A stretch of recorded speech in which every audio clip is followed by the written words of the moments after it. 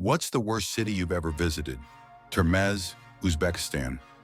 I got sent there for work. I was working in international development in Central Asia anyway, and unfortunately I decided to be a cheap fuck and I wanted to meet some locals, so I decided to hitchhike to where I was going.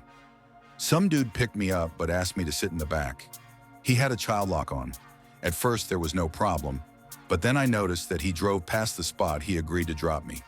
I asked him why, and he said, "No problem, you wait few minutes." Those few minutes turned into half an hour of speeding on the dirt in the middle of nowhere, no cell signal, and eventually some dumpy petrol station. At that point, I thought he just wanted some discounted petrol, but I didn't really get why he wanted me to come along.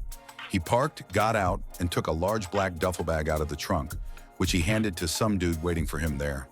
Then he got back in, flashed a knife at me, and told me to give him my phone. Seeing as I had no idea where the fuck I was, I gave it to him. At that point, I realized this wasn't an ideal situation.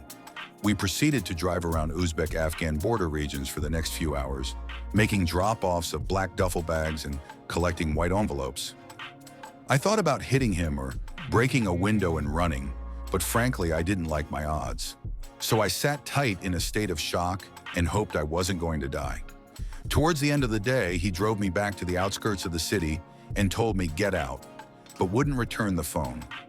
I went into the first restaurant I could find, asked to use their phone, and called my employer, who arranged for someone to collect me. Interestingly, the guy didn't even try to steal my wallet, so I still had money and my IDs.